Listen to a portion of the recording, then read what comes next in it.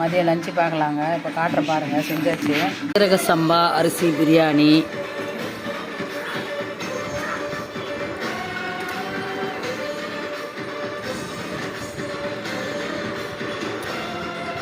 சீரக சம்பா அரிசி பிரியாணிங்க, சிக்கன் 65ங்க, தயிர் பச்சடி,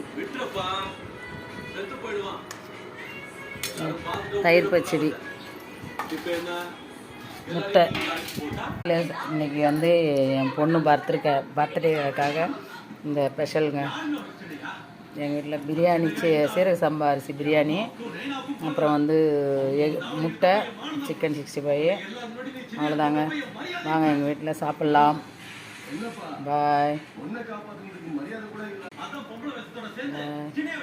வீடியோ பிடிச்சிருந்தா லைக் பண்ணுங்கள், ஷேர் பண்ணுங்கள், கமெண்ட்